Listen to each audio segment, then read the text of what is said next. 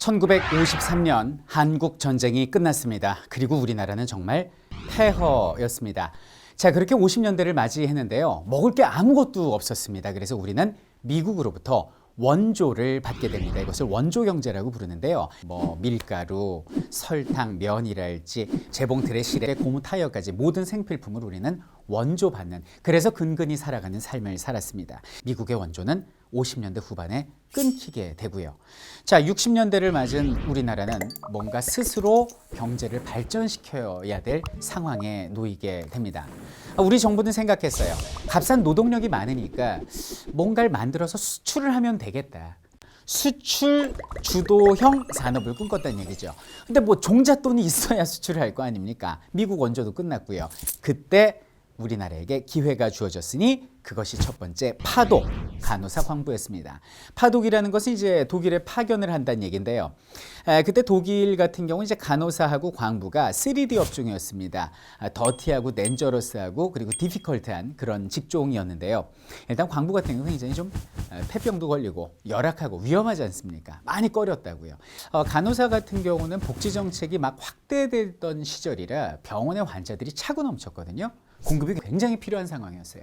근데 우리나라는 외환은 필요한데 실업률은 높고, 우리나라 젊은이들을 보내면 되겠구나라고 생각이 든 것이죠.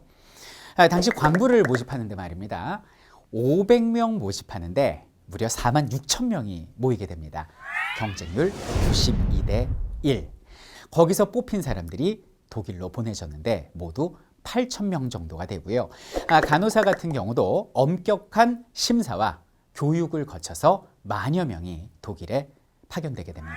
8,000km 떨어진 머나먼 이국 땅에 우리 젊은이들은 떠났습니다. 자, 그런데 꿈을 안고 간 그들에게 놓여진 현실은 너무나 가혹한 것이었습니다. 광부들은 1000m 깊이 이상의 갱도로 내려가는데요. 숨을 쉴 수 없을 만큼 공기가 좋지 않았어요.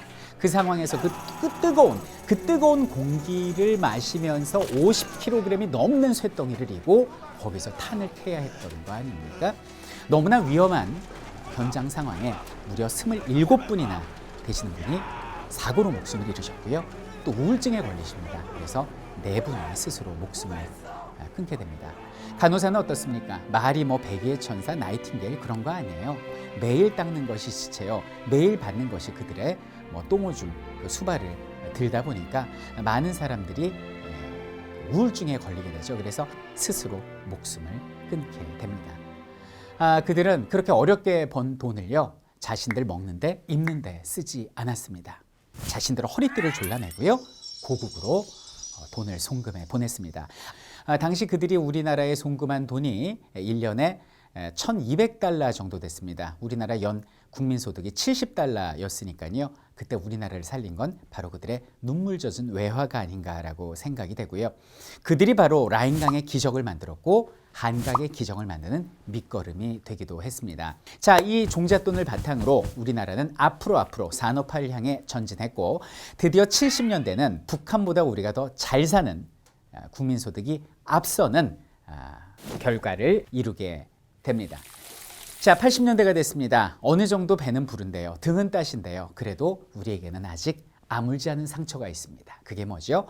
바로 북에 두고 온, 그리고 남쪽 어딘가에 있을 것 같은데 어디 있는지 모르는 헤어진 가족, 산산이 흩어진 가족, 이산 가족을 만나는 것이었습니다. 그런데 이 꿈이 이루어지게 됩니다. 그 시작은 의외로 사소한 데서 비롯됩니다. 6.25 전쟁 33주년을 맞아서요, KBS는 남쪽에 있는 이산 가족만이라도 만나자라는 기획 프로그램을 만들어요. 그래서 6월 30일 날 방송을 하게 되는데요. 방식은 이렇습니다. 먼저 신청한 분들이 자신의 이름과 그리고 어렸을 때 이제 기억나는 어떤 가족끼리 헤어진 지역이랄지 특징들을 이렇게 편말로 들고 나와요. 그래서 서울의 방송국에서 각 지방에 있는 방송국으로 이렇게 TV가 연결이 됩니다. 그래서 그 편말을 보고 각 지방 방송국에서 그것을 보고 이제 이산 가족들 오면 서로 전화나 어떤 화상으로 연결하는 방식이었는데요. 정말 대한민국이 뜬 눈으로 밤을 지새면서 울었습니다. 그래서 방송을 끝내야 되는데 담당 프로듀서가 끝내지를 못하는 거예요. 저거 어떻게 멈추냐. 그래서 그냥 새벽까지 연장을 해서 방송을 했습니다. 다음날 아침인 7월 1일 KBS는 난리가 났습니다. 뭐 서로 내 가족을 찾아달라고 전화가 왔는데 완전 방송국 전화는 불통이었고요. 전화가 되지 않자 전국에 있는 이산가족들이 KBS 본관으로 몰려들기 시작했습니다. 그래서 그 이후에 KBS는 장장 138일 동안 이산가족 찾기 생방송이 진행되고 약 80여 가족이 상봉을 하게 됩니다. 전 세계도 주목을 하게 됩니다. 모든 언론이 앞다투어서 여기는 한반도의 감동과 아픔을 보도했고요. 대한민국이 울었습니다. 모르긴 몰라도 북한도 울었을 겁니다. 온 세계가 함께 울었습니다. 이것은 당하지 않고서는, 겪어보지 않고서는 감당할 수 없는 슬픔이고 아픔이었습니다. 그것이 촉매제가 되어서 2년 뒤에는 남한에 있는 가족과 북한에 있는 가족이 최초로 만나는 남북 고향 방문단 만남이 이루어지게 됩니다.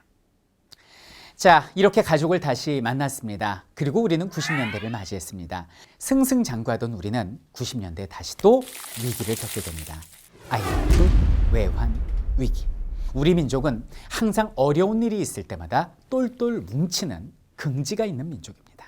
금 모으기 운동. 어떤 분은 금리빨을 뽑아갖고 온 분도 있어요. 이 나라의 위기를 구하기 위해서 내가 금을 모으기 위해서 이빨 뽑았다는 거죠. 그렇게 우리는 하나가 됐고 2001년에 3년 조기 상환을 하게 됩니다. 그리고 2002년에는 월드컵에서 4강에 진출하는 기적을 낳게 되죠. 그 힘으로, 그 에너지로 오늘날까지 왔습니다. 영화에 보면 이런 대사가 나옵니다. 힘든 세월에 태어나가 이 힘든 세상 풍파를 우리 자식이 아니라 우리가 겪은 게 참 다행이라고.